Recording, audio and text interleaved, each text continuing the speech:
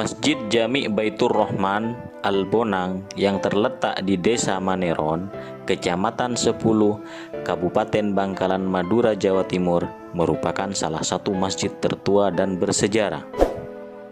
Masjid yang berada di tengah pemukiman warga itu merupakan peninggalan dari salah seorang murid Sunan Bonang, yakni Imam Tendo.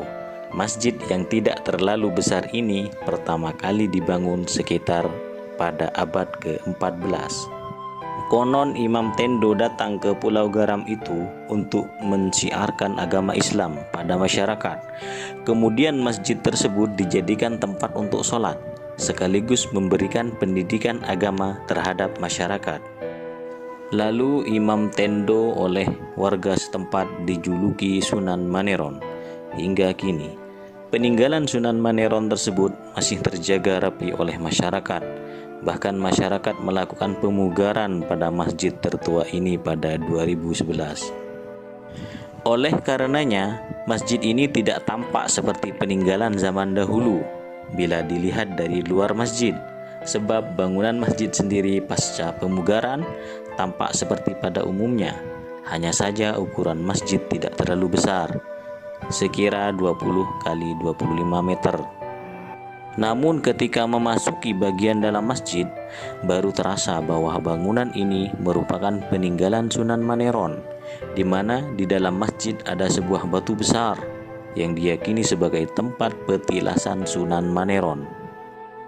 Batu ini tidak bisa dipindah meskipun diangkat oleh banyak orang karena batunya besar, sehingga saat melakukan pemugaran, batu ini dibiarkan di dalam masjid. Terang Bendahara Masjid Jami' Baitur Rahman Al-Bonang, Rustam Aji. Selain batu besar, sambung Rustam, ada benda lain yang merupakan sisa peninggalan Sunan Maneron, yakni berupa kayu ukiran yang dijadikan penyangga bangunan serta ada sebuah mimbar. Pada atas mimbar terdapat dua anak panah yang saling berhadapan, lalu di tengah-tengahnya ada lambang roda. Mimbar ini dijadikan tempat khotib ketika membaca khutbah saat sholat Jumat. Di depan masjid ada kuburan kerabat Sunan Maneron yang kerap kali masyarakat berziarah ke sana. Sedangkan kuburan Sunan Maneron sendiri berada di Kecamatan Arosbaya, Bangkalan. Sementara pada teras Masjid Jami' Baitur Rahman Al-Bonang terdapat sebuah gentong besar yang ditanam pada lantai masjid. Gentong ini berada pada teras masjid sebelah kanan atau utara. Dalam gentong berisi air sumber yang diambil dari sumur tua. Di atas gentong bertuliskan Gentong Agung Peninggalan Sinohon Muniron.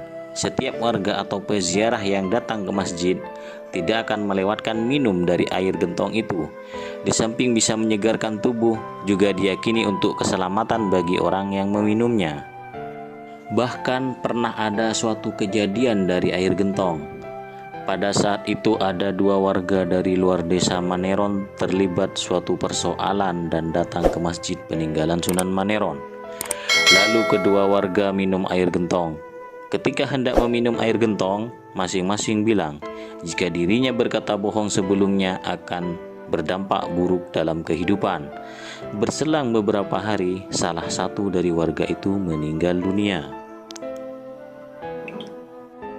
Tidak tahu secara pasti kenapa orang itu meninggal, namun warga meyakini dia meninggal akibat termakan sumpahnya saat minum air gentong.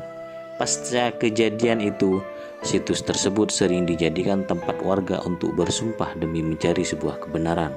Cerita itu memang ada, tapi ini kepercayaan dari masyarakat luar.